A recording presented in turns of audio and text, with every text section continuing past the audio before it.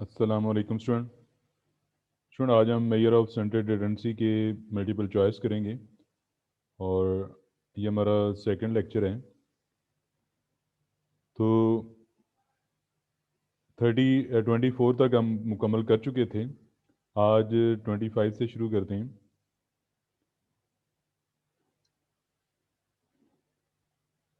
10 family have an average of 2 boys. How many boys do they have together. बिल्कुल same वही हो गया कि एन आपके पास 10 है, एवरेज यानी कि मीन 2 है, तो टोटल मालूम करना है तो इन दोनों को मल्टीप्लाई कर लें। अभी ये ऊपर वाला जो क्वेश्चन मैंने आपको समझाया, if arithmetic mean of two numbers x1 x2 is 5, if x1 is 3 then x2 is 7, then x2 is 7। यानी कि वो कहता है कि अगर दो नंबर का अर्थमेटिक मीन ये है, यानी कि x1 plus x2 divided by 2 is equal to 5, उसमें से एक वैल्यू अगर आपके पास 3 है तो दूसरी वैल्यू क्या होगी, 7 होगी। वैसे भी अगर आप यहाँ पे गेस करना चाहते हैं तो अगर एक वैल्यू 3 है तो 3 और 10 को ऐड करेंगे तो 5 तो मीन नहीं बनता ना। 3 और 5 को ऐड करेंगे तो मीन 5 तो नहीं आता। 3 और 3 को ऐड करने से मीन निकालेंगे 5 तो नहीं आता ना। सिर्फ 3 और 7 को ऐड करने से 10 आता है और 2 पे डिवाइड करेंगे तो 5 आ जाता है। फिर x1 20 के बराबर है, x2 -20 के बराबर, तो arithmetic mean will be zero. क्यों ज़ीरो होगा?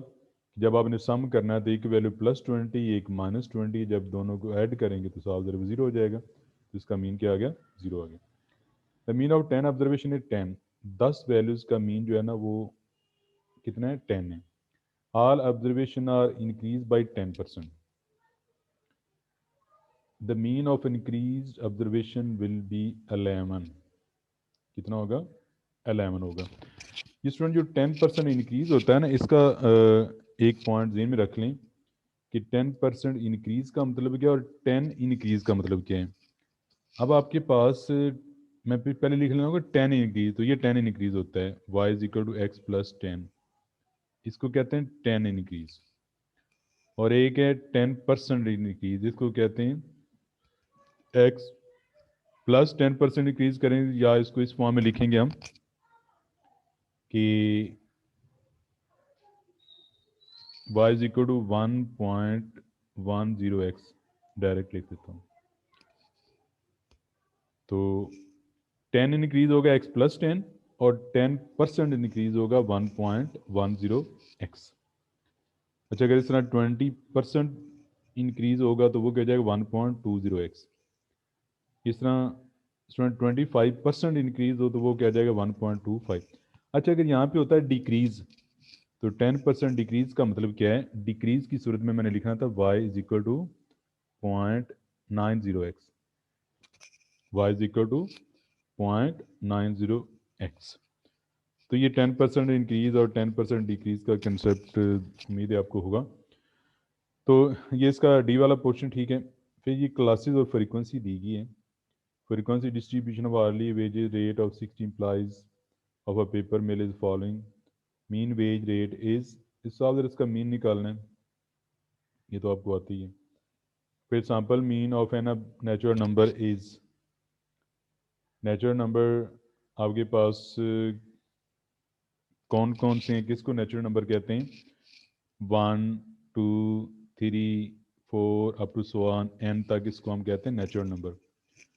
जब स्टूडेंट इनका सम करते हैं ना, तो सम ऑफ नेचुरल नंबर जो है वो इसके बराबर होता है, एन इंटू एन प्लस 1/2।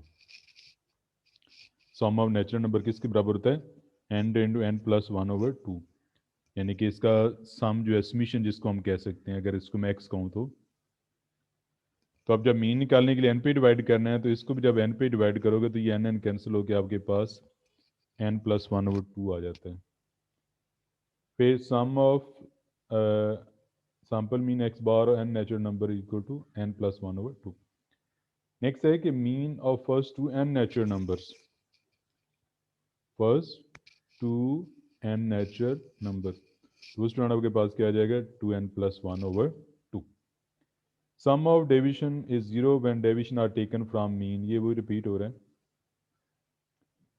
फिर when values in a series are not of equal importance we calculated the weighted mean. Weighted mean में क्या करते हैं, कब यूज़ करते हैं, कि ऑब्जर्वेशन जो है वो उनके when the values in series are not of equal importance, फिर हम क्या करते हैं, वेटेड मीन यूज़ करते हैं।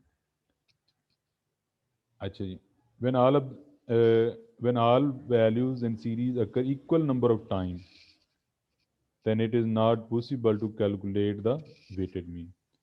कि weighted mean में तो वैल्यूज़ की इम्पोर्टेंस के मुताबिक उसको वेट दिया जाता है, तो इसलिए उनमें जो है ना वो हर एक की इम्पोर्टेंस के मुताबिक वेटेज होता है, इसलिए उसको वेटेड मीन कहते हैं। जो सिंपल अर्थमेटिक मीन होता है उसमें वैल्यूज़ की इम्पोर्टेंस के मुताबिक उसको वेट नहीं दिया जाता। Next, mean of the set of data obtained by assigning the data value weight that reflect its relative importance within set is called weighted mean। वही रिपीट हो रही है statement. x1 bar, x2 bar, x3 bar up to xk bar be arithmetic mean of k distributions with respective frequency n1 n2 up to n3 up to nk, then the mean of the whole distribution, जिसको हम combined mean कहते हैं, तो वो क्या होगा, summation N x बार over summation N. ये student अगर आप इसके दो सेट के लिए देखें, ये सिंपल जो है ना, अगर आपके पास x1 बार x2 बार आ रहे हैं, दो डाटा सेट आ रहे हैं n1 और n2, x1 बार x2 बार, तो उसका कंबाइंड मीन क्या होगा, n1 x1 बार प्लस n2 x2 बार ओवर n1 प्लस n2। अगर 3 हैं तो यहाँ पे एक स्टेप और आ जाएगा, n3 प्लस x3 बार और नीचे प्लस n3 आ जाएगा। Arithmetic mean of 10 values is 4, arithmetic mean of 5 item is 10, the combined arithmetic mean. ये सेम वही ऊपर वाला फॉर्मूला आपने यूज़ कर लेना कि n1 x1 बार n2 x2 बार, तो कंबाइंड मीन वाले फॉर्मूले में आपने वैल्यू पुट कर देंगे, तो आपके पास ये 6 आ रहा है। Mid point of the values after they have been ordered from the smallest to the largest or largest to the smallest is called median। तो मीडियन आपको पता है कि मिड पॉइंट होता है ऑर्डर डाटा का, जिसको हम central value of an array data भी कहते हैं। The step in calculating the median of discrete variable is to determine the array data. तो उसको अरे करने और अरे करना ज़रूरी है। फिर suitable average for qualitative data, तो क्वालिटेटिव डाटा जो है उसके लिए हम मीडियन जो है ना वो मुनासिब एवरेज है, क्वालिटेटिव डाटा के लिए हम मीडियन यूज़ करते हैं। और क्वालिटेटिव डाटा होता है क्या, जिसमें क्वालिटी बयान की जाए। Extreme score will have following effect on median of an examination, they may have no effect on it, they may have no effect on it। we must arrange data before calculating, तो किस में हमें डाटे को arrange करना पड़ता है, तो वो मीडियन में हमें डाटे को अरेंज करना पड़ता है। उसके बाद if the smallest observation in data is decreased the average which is not affected is median. क्योंकि स्टूडेंट मीडियन क्या होता है, डाटे को हम तरतीब देते हैं, जब तरतीब देते हैं तो अगर आपने इंक्रीजिंग ऑर्डर में तरतीब दिया हुआ है तो छोटी वैल्यू पहले आ जाएगी और बड़ी वैल्यू एंड पे आ जाएगी, तो यानी कि बड़ी वैल्यू का भी इफेक्ट नहीं होगा, छोटी वैल्यू का इफेक्ट नहीं होगा। तो मीडियन क्योंकि सेंटर में होता है तो इसलिए विच इज़ नॉट इफेक्टेड, तो क्या होगा, मीडियन होगा। If the data contains an extreme value the suitable average is median, तो एक्सट्रीम को डिस्टर्ब नहीं करती, जो एक्सट्रीम वैल्यू वो मीडियन को डिस्टर्ब नहीं करती। Sum of absolute deviation of values is least when deviation are taken from median। Sum of absolute deviation, ये sum of absolute deviation का मतलब होता है यानी कि x माइनस मीडियन, ये एब्सोल्यूट होता है और इसका सम वो लीस्ट होता है। मीन में sum of deviation about mean least होता है, यहाँ पे सम ऑफ एब्सोल्यूट डेविएशन ये ज़रा एब्सोल्यूट डेविएशन और सम ऑफ डेविएशन का अपने स्टूडेंट फ़र्क ध्यान में रखने हैं। उसमें जस्ट x माइनस एक्स बार होता है उसका सम, और यहाँ पे एब्सोल्यूट है। एब्सोल्यूट का मतलब जब आप ये डेफिनेशन लेते हैं तो माइनस वैल्यू आ जाए तो उसको आपने प्लस लिखना है। फिर ये डाटा दिया हुआ है और इसका मीडियन निकालना है। मीडियन आप लोग निकाल लीजिएगा, ये फॉर्मूले के ज़रिए ये 59 आ रहे हैं। The values of a variate that divide a set of data into 4 equal parts after arranging the observation in ascending order of magnitude is called quartile. तो क्वार्टाइल क्या है? डेटे को 4 हिस्सों में डिवाइड करते हैं। The value of variate that divide a set of data into 4, ये quartile की डेफिनेशन भी है। The lower and upper quartiles of a symmetrical distribution are 60, 40 and 60 respectively. Then the value of median is equal to 50. तो student जो symmetrical distribution होती है इसमें lower quartile और अपर क्वार्टाइल को प्लस करके जब हम 2 पे डिवाइड करते हैं तो मीडियन आ जाता है, इसलिए यहाँ पे इसका 50 जवाब आया है। In if in a discrete series 75% value are less than 30 then Q3 is equal to 30, क्योंकि 30 वो पॉइंट है जिससे 75% वैल्यू लेस आ रही है, तो वो हमारे पास क्या हो जाएगा? Q3 आ जाएगा।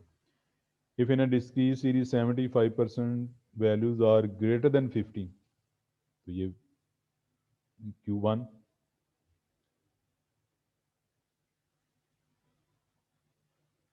ये स्टूडेंट इस सेंस में है कि आपके पास फर्ज करो ये डाटा सेट है ना, तो यहाँ मीडियन होता है, यहाँ पे Q1, यहाँ पे Q3, ये Q1, Q2, Q3। अब यहाँ से ये Q1 से अबव 75% और बिलो 25%, Q2 के अबव भी 50%, बिलो भी 50%, Q3 के अबव 25% और बिलो 75%, ये उस सेंस में है। तो if a discrete series 25% value are greater than 75 then Q3 is equal to 75। ये क्वार्टाइल वाला टॉपिक हमने पढ़ा हुआ, उसको ज़रा देखिए तो आपको ये क्लियर हो जाएगा। In a discrete series 40% of value are less than 40 then D40, क्योंकि D40 आपको पता है 40% होता है।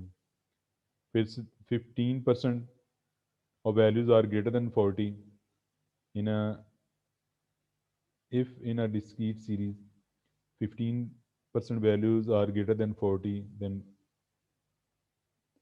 P85 आपके पास जो है वो